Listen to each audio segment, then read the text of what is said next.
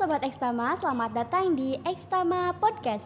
Pada episode kedua kali ini saya Winda Widiana yang bakal nemenin kalian dalam membahas tema Di Balik Mapres, cerita, proses dan perjuangan tanpa instan. Tentunya kita sudah bersama dengan narasumber keren kita yaitu Kak Kesha Davina Mutiarani, juara 1 mahasiswa berprestasi di Universitas Bina Bangsa. Halo Kak Kay, apa kabar? Halo Winda, kabar saya baik. Alhamdulillah. Winda sendiri gimana kabarnya? Alhamdulillah saya juga baik. Oke. Kak Kay, aku senang banget loh bisa ngobrol bareng dengan Kak keren satu ini. Boleh perkenalan di Sobat Ekstama sekalian sapa sedikit? Oke, Kak Winda. Halo Sobat Ekstama, kenalin aku Kaisha Davina Mutiani dari Program Studi Statistika semester 6 Universitas Bina Bangsa. Berarti kakak ini anak statistik ya? Betul sekali. Kakak ini kan juara 1 Mapres nih, pasti kesibukannya itu luar biasa banget. Kira-kira apa nih kesibukannya untuk saat ini? Oke, untuk kesibukannya pada saat ini aku jabarin gitu ya. Boleh. Yaitu sebagai pimpinan redaksi Lembaga Pers Mahasiswa Ekstama Universitas Bina Bangsa. Lalu saya juga aktif di Himpunan Mahasiswa Statistika sebagai wakil ketua himpunan. Lalu agen pojok statistik yang dikelola oleh Badan Pusat Statistik Provinsi Banten. Lalu alhamdulillah saya juga diamanahkan menjadi asisten dosen di program studi statistika. Dan yang terakhir, for your information ya teman-teman sekalian, aku berhasil lolos sebagai Google Student Ambassador dari ribuan, ya ini gak sedikit Kak Winda. Berapa itu? Oh iya, 81.000 orang ataupun 81.000 mahasiswa dari seluruh penjuru Indonesia yang lolos. Mau tahu gak berapa yang lolosnya? Berapa? Kita mau tahu nih Kak Kay. Oke, yang lolosnya itu cuma 2.000 orang. Dari 8.000 ke 2.000. 81.000. 81.000 ke 2.000. Iya. Keren. Kalau dipersenkan itu cuma berapa coba? Berapa persen itu? Cuman 2,45% doang. Dan kakak salah satunya. Iya betul sekali. Sumpah, alhamdulillah. Keren banget sih. Iya Kak. Dan saat ini aku sedang menjalani program inaugurasi dari Google itu sendiri. Baru cerita awal saja sudah sangat keren ya teman-teman. Jadi makin penasaran nih sama cerita selanjutnya. Kan tadi sudah dijabarkan ya kesibukannya yang benar-benar sibuk banget lah ya. Jadi asdos, terus jadi pimret dan aktif gitu tuh masuk ke berbagai macam lomba. Iya. Kayak ini gimana gitu loh bagi waktunya supaya semuanya tuh tetap on track. Oke. Pertama-tama teman-teman, aku itu tipikal orang yang terstruktur. Jadi kalau dari MBTI elemen terakhir aku adalah judging. Jadi terstruktur ya teman-teman. Dan aku itu selalu membuat setiap harinya di sticky notes ataupun di catatan dalam HP. Iya. Untuk membuat to-do list. Ya, dalam kesehariannya itu tuh ya. Iya, dalam satu hari aku jabarkan, aku detailkan dalam pukul sekian sampai sekian aku menjalani apa, pukul sekian sampai sekian aku mengerjakan apa, pukul sekian sampai sekian aku menyelesaikan apa. Supaya apa? Supaya dalam satu hari tersebut aku mencapai target apa yang aku inginkan terselesaikan dalam satu hari tersebut. Begitu Kak Winda. Luar biasa, berarti emang kunci konsisten juga ya. Iya konsisten dan juga Kak Winda dalam mengerjakan sesuatu ataupun dalam belajar gitu. Aku juga menggunakan teknik Pomodoro gitu. Apa itu Pomodoro? Coba di spill supaya teman-teman juga pada tahu nih Kak Kay, alat tips mahasiswa berprestasi. Jadi teknik Pomodoro ini adalah bagaimana kita mengatur lingkup fokus kita. Iya. Contoh itu bisa kita dijabarkan ataupun diatur oleh diri kita sendiri. Aku biasanya seperti ini nih. Dalam 30 menit aku fokus dalam mengerjakan sesuatu. Contoh tugas statistika atau membuat modul dalam asistensi dosen gitu ya. Namun jika dalam 30 menit aku belum selesai, 5 menit aku gunakan untuk istirahat. Lalu berlanjut 30 menit untuk menyelesaikan. Hal itu tergantung aku targetnya dalam pekerjaan tersebut itu selesai berapa jam atau berapa menit gitu Kak Winda. Terima kasih loh tips and trick yang sangat luar biasa. Iya. Tapi aku masih penasaran nih, kok bisa sih anak statistik nyemplung gitu ke dunia pers, kayak lucu ya Kak? Oke, pertama-tama gini ya teman-teman Ekstama, sobat Ekstama sekalian.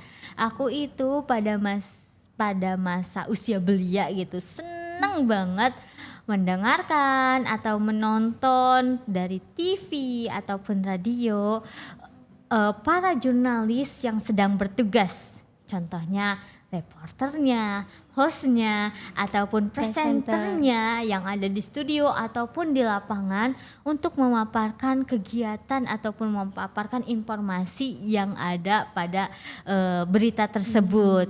Nah dari situ saat aku tahu di Universitas Bina Bangsa ada yang namanya unit kegiatan mahasiswa bernama Lembaga Pers Mahasiswa Ekstama, tentunya aku tertarik masuk. Dan aku mengambil jalur sebagai redaksi. Nah, untuk itu aku itu tuh cuman pengen belajar sebagai wadah aku berkembang, sebagai wadah aku mempelajari tulisan pers itu bagaimana, berbicara di depan umum itu bagaimana, public speaking itu bagaimana, dan juga tata cara meliput itu bagaimana. Tetapi kini aku menyadari gitu ya, ternyata keilmuan statistikaku itu benar-benar berguna untuk tulisan pers ini.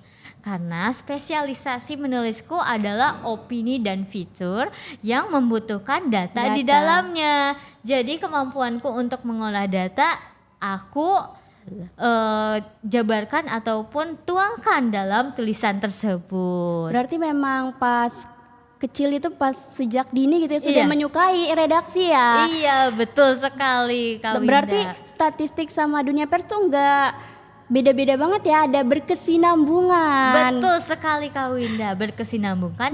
Dan kali ini kan ada yang namanya jurnalisme data gitu ya. Yang mana jurnalis tersebut memaparkan suatu informasi ataupun berita berdasarkan data faktual yang nyata. Betul gitu. sekali.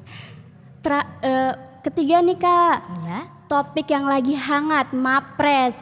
Sebelumnya aku selamat ya, mengucapkan selamat kepada Kakek untuk juara satunya. Tapi banyak nih Kak yang mau tahu tentang tahapan seleksi Mapres tuh gimana sih, kan banyak ya dengar-dengar tuh pengumpulannya susah, kayak capaian unggulan, betul? Iya betul sekali. Gagasan kreatif. Iya ada memang. Terus aku juga penasaran nih, pas kemarin Kakak itu pas gagasan kreatif ngangkat topik apa sih? Boleh lah spill sedikit. Oke teman-teman sekalian, kalau ditanya tentang timeline di Universitas Bina Bangsa dalam pemilihan mahasiswa berprestasi, di sini kita ada 3 tahapan yang aku laksanakan kemarin gitu ya. Apa aja tuh Kak? Oke, tahapan pertama adalah pemilihan mahasiswa berprestasi berdasarkan capaian akademik yang dipilih langsung oleh dekan fakultas masing-masing, begitu.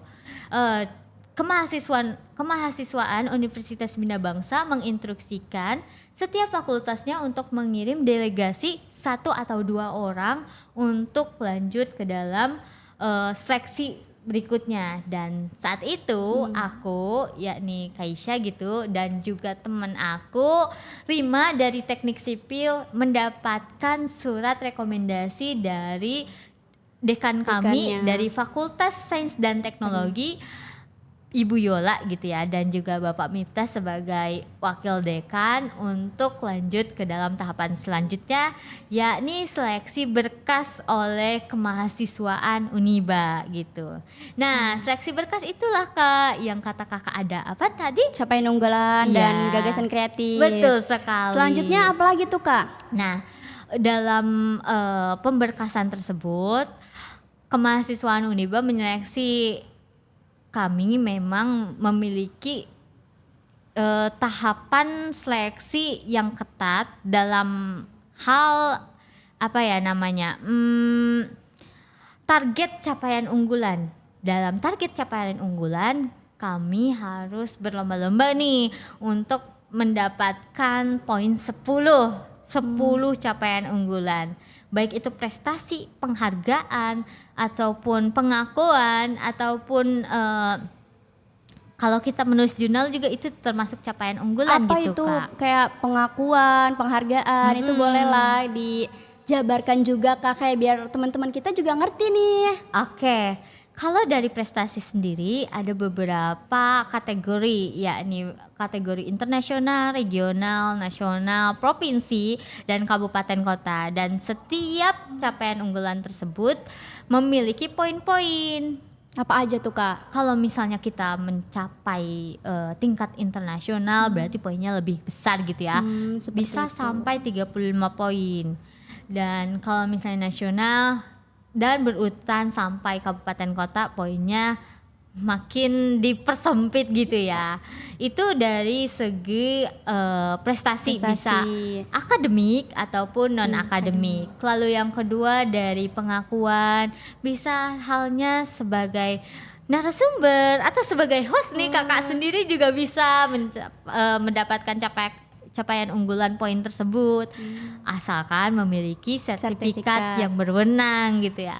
Lalu untuk apalagi tadi namanya penghargaan bisa kita sebagai penulis jurnal, penghargaan. Iya, hasil karya juga bisa sebagai kita penulis buku begitu, sebagai moderator juga bisa. Itu bisa kalian lihat di petunjuk teknis dalam mahasiswa berprestasi, pemilihan mahasiswa berprestasi yang keluar setiap tahunnya oleh Belmawa gitu ya teman-teman sekalian. Lalu untuk gagasan kreatif gitu ya. Iya, kakak ngambil topik apa tuh? Oke, untuk gagasan kreatif itu merupakan suatu ide karya yang akan kita identifikasikan dan juga implementasikan sesuai dengan program studi kita, sesuai dengan cabang keilmuan kita. Dan aku sendiri itu sebagai statistik gitu ya, sebagai bidang sains data.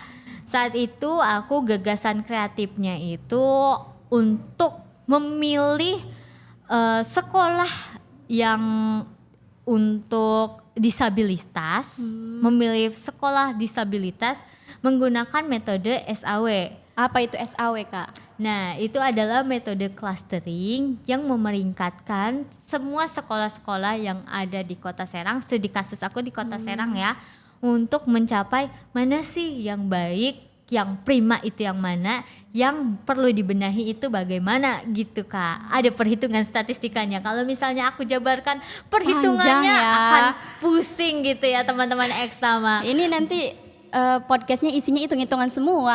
Iya, hitung-hitungan semua. Karena for information ya, di Kota Serang sendiri tercatat 17,45% dari masyarakat Kota Serang yang mengalami disabilitas begitu dan tidak bersekolah formal. Maka dari itu gagasan kreatif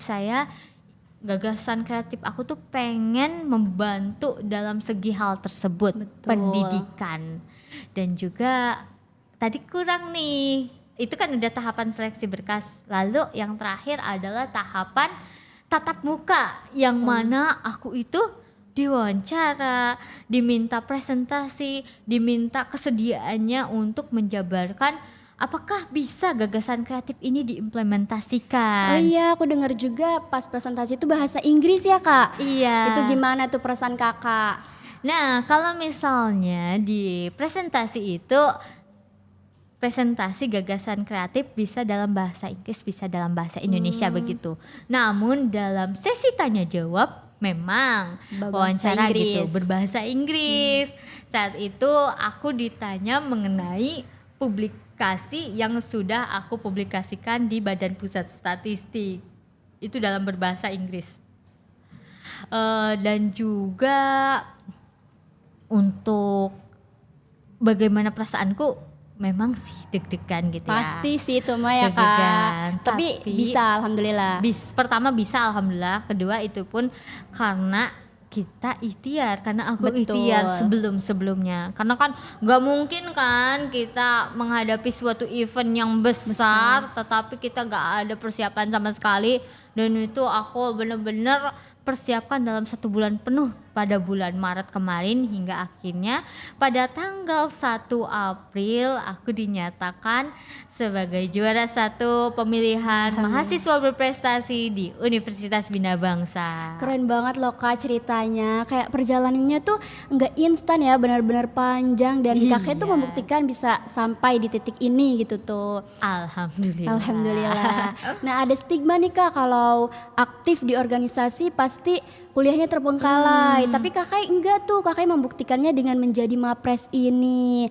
Nah, kira-kira serupa besar sih peran LPM Extama membentuk soft skill Kakak bisa sampai di titik ini. Apa cuma belajar nulis berita atau bagaimana tuh Kak? Oke. Untuk stigma tersebut aku pengen kepada sobat Extama sekalian, teman-teman sekalian, untuk menghapuskan hal tersebut ya. Betul. Stigma bahwa kita aktif organisasi pasti kuliahnya terbengkalai. Jangan. Kita bisa keduanya ya Kak. Kalau misalnya kita bisa merangkul dan mengetahui kapasitas diri kita sendiri, maka jalankan. Tetapi kita harus tahu skala prioritas dalam hal tersebut. Seperti contohnya yang aku gunakan adalah to-do list, itu kan salah satu contoh tips yang aku gunakan. Tetapi dalam masing-masing orang, masing-masing insan manusia gitu ya, memiliki bagaimana caranya untuk menjalani hidup gitu Iya, ya. benar. Punya caranya tersendiri. Betul sekali Kak Winda. Maka temukanlah jati diri kalian sendiri. Kalian pengennya apa, kalian tertarik sama apa, kalian minatnya sama apa, dan jalankan dengan sepenuh hati. Iya. Karena kalau misalnya nggak dijalankan dengan sepenuh sepenuh hati, maka semuanya bakal terbengkalai nih. Kalau misalnya Jalan timpang setengah-setengah ya, gitu tuh. ketimpangan organisasi aja yang dijalankan, kuliahnya nggak diurusin iya, gitu ya, itu pasti maka terbengkalai kan. terbengkalai, dan itu benar-benar disayangkan dan memang jangan untuk ditiru. Dan tadi pertanyaan tadi ya Kak Winda, seberapa besar sih LPM Extama membentuk aku Iya. dalam perjalanan ini sebagai mahasiswa ini gitu ya, sampai detik ini. Itu banyak sekali Kak Winda. Apa aja tuh Kak? Sobat Extama mau tahu nih. Oke. Jadi di LPM Extama itu bukan hanya tentang kita belajar tentang pers, belajar tentang redaksi, Nulis. ataupun menulis, ataupun liputan, bukan. Memang kita fokus konsentrasinya di situ gitu ya, sebagai jurnalis gitu. Iya. Namun di balik itu semua kita belajar yang namanya manajemen waktu. Lalu yang kedua adalah empati gitu Kak. Jadi sebagai jurnalis kita kan turun tuh kan ke Iya. lapangan untuk melihat kasus-kasus tertentu, melihat isu-isu tertentu, melihat apa sih yang terjadi dalam kehidupan kampus ataupun kita liputan di luar kehidupan masyarakat. Nah dari situlah membentuk empati kita. Kita tahu kalau misalnya dunia gak baik-baik aja, Iya, kampus benar. gak baik-baik aja.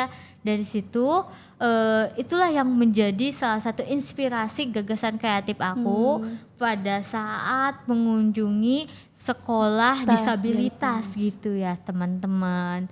Aku tuh jadi tahu kayak gini loh keadaan sekolah disabilitas di Kota Serang, dan aku pengen berdampak, memiliki dampak ataupun membuat dampak dari perhitungan statistika tersebut, penelitian tersebut untuk Kota Serang khususnya dan amin gitu ya bisa diadaptasikan di seluruh Indonesia. Amin, begitu. semoga ya Kak. Amin. Jadi kuncinya adalah empati di Empati. LPM Ekstama itu kekeluargaannya sangat erat gitu. Berarti memang Ekstama tuh punya peran penting ya dalam kehidupan Kak Kay sehingga ada di titik yang sekarang. Betul sekali Kak Winda. Nih Kak, buat mahasiswa yang sering banget ngerasa aku mah mahasiswa biasa aja. Apa nih tips and trick dari Kak Kay untuk mulai prestasi? Oke, teman-teman sekalian, kalau misalnya kalian berpikiran, aku mahasiswa biasa aja. Iya. Aku juga pernah berpikiran seperti itu. Insecure lah gitu tuh Kak. Iya, insecure. Gimana tuh, Kak? Ataupun merasa diri ini kok gak sehebat yang Iya, lain gitu ya. Gak punya pencapaian apa-apa. Iya, itu karena kalian belum. Karena saat itu juga aku memiliki fase-fase seperti itu. Iya. Semester 1, semester 2 aku cuman kuliah pulang ataupun kuliah main di Ekstama ataupun kuliah main di himpunan, cuman di situ-situ doang.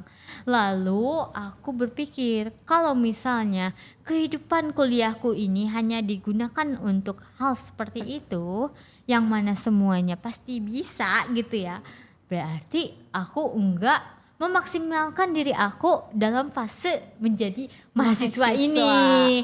Dan mulai dari situ aku mulai tekad dalam diri aku mencari beasiswa, karena tahulah biaya kuliah itu gak sedikit kan. Betul kita sekali, harus Kak. memiliki empati ke dalam diri kita untuk kedua orang tua kita.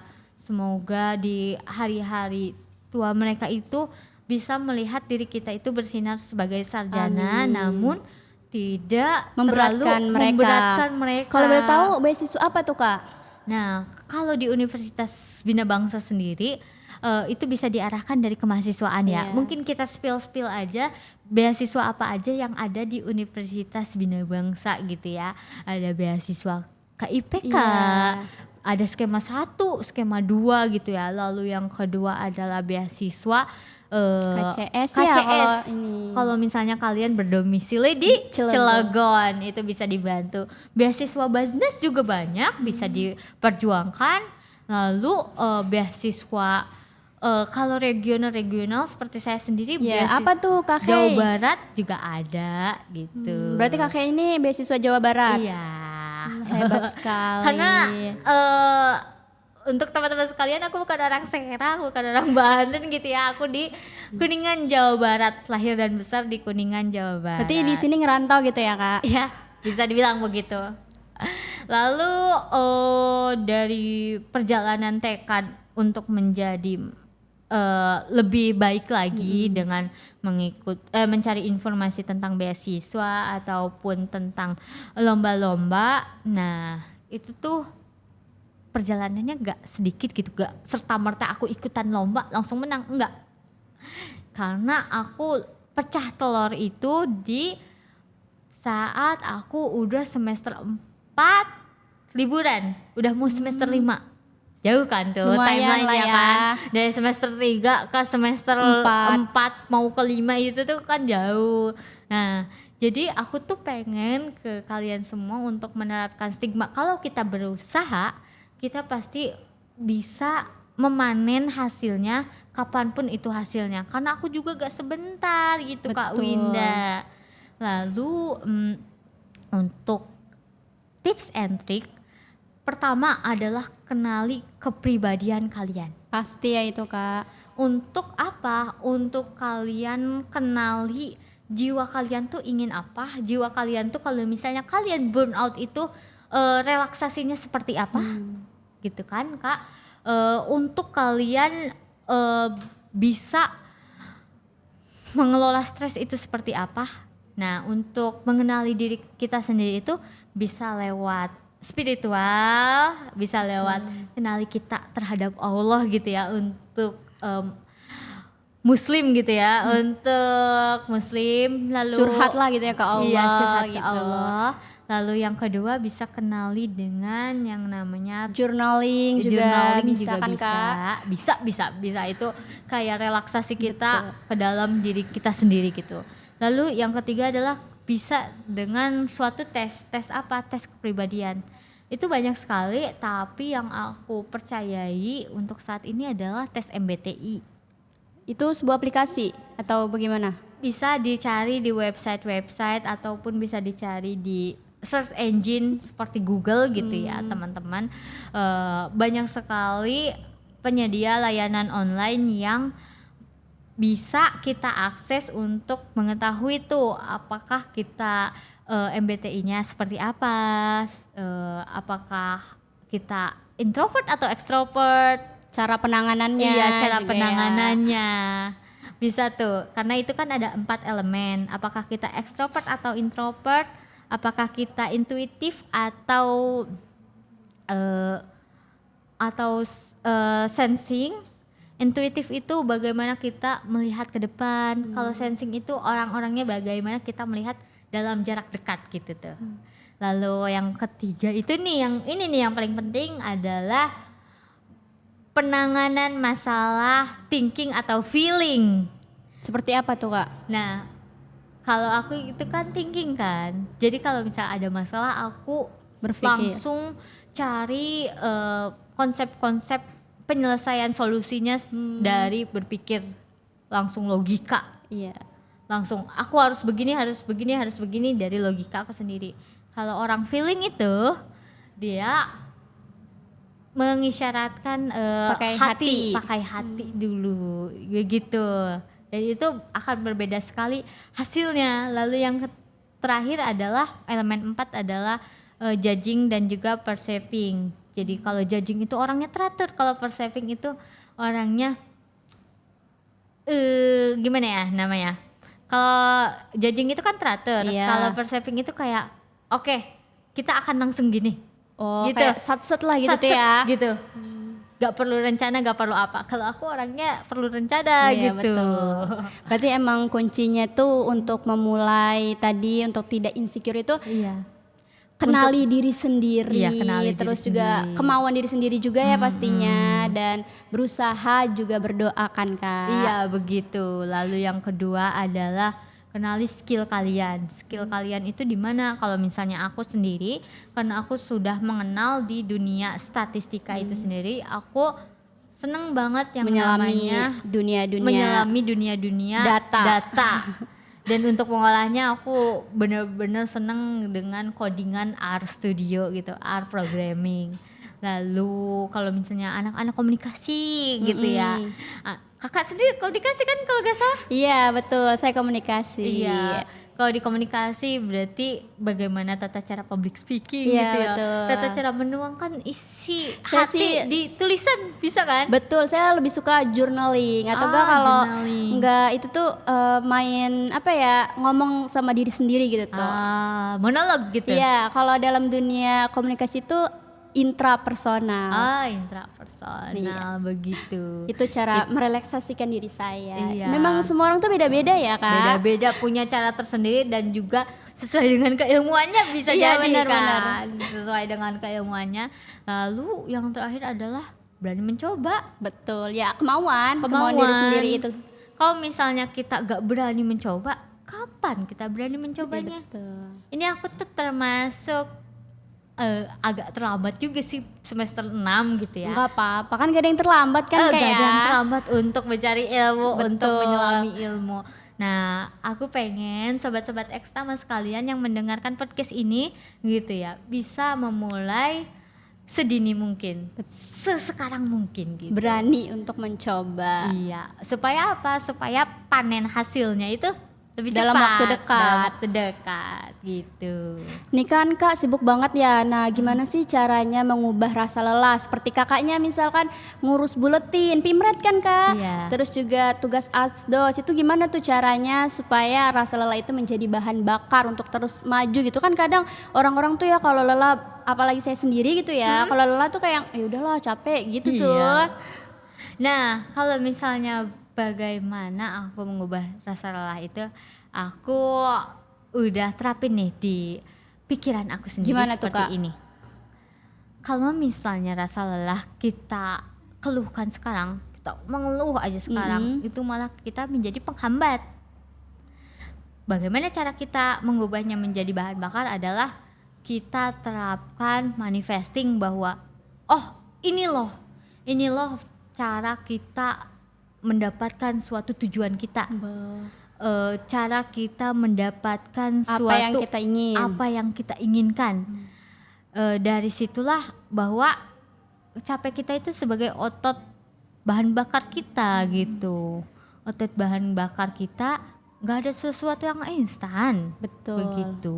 Berarti setelah kita lelah nih, kita lagi ngalamin kelelahan, kita langsung ingat kalau nggak boleh gitu tuh, kita tanamin sama hal-hal yang positif, kata-kata yang positif. Iya, afirmasi gitu Iya. ya. Kita harus tanam dengan kata-kata afirmasi, kata-kata manifesting buat diri kita sendiri gitu. Supaya apa? Supaya kita terlalu Nggak lelah yang berkelanjutan. Iya, lelah berkelanjutan, terlalu dalam suatu masalah. Betul. Karena kalau misalnya kita terlalu dalam suatu masalah itu kayak malah kita stuck di situ-situ aja. Kalau misalnya kita gak berani memulai lagi, kita malah ketinggalan sama yang lain nantinya. Berarti kayak sedih sekarang, besok lanjut lagi. Iya. Oke nih Kak, terakhir apa pesan untuk mahasiswa-mahasiswi Uniba untuk terus tetap berkarya? Dan kabarnya Kakak juga mau lanjut bawa nama kampus ke tingkat regional, LL Dikti 4 ya. Terus ada pesan gak nih buat Sobat Ekstama sebelum kita menutup podcast pada kali ini? Oke, untuk pesan untuk mahasiswa-mahasiswi Universitas Bina Bangsa dan juga kita langsungkan saja untuk Sobat Ekstama sekalian, pemirsa sekalian, aku harap kalian untuk tidak pernah takut untuk mempunyai mimpi besar, karena mimpi besar itu yang menjadi motivasi kita untuk terus berkembang gitu. Dan benar sekali Winda, aku diamanahkan untuk lanjut ke regional, yakni LL Dikti 4. Mohon doanya teman-teman sekalian, semoga dengan majunya saya di tingkat regional bisa membawa nama baik Universitas Bina Bangsa sekaligus LPM Ekstama sekaligus gitu ya. Amin, Allahumma amin.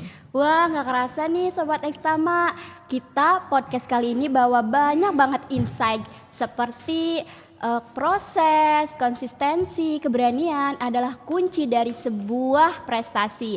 Terima kasih juga kepada Teh Haisha sudah menyempatkan waktunya untuk membagikan cerita dan inspirasinya untuk kita semua. Nah, untuk Sobat Ekstama, jangan pernah ragu untuk memulai, berkembang, dan berkarya. Saksikan terus podcast selanjutnya hanya di LPM Ekstama. LPM Ekstama, tajamkan pena, mari kita berkarya.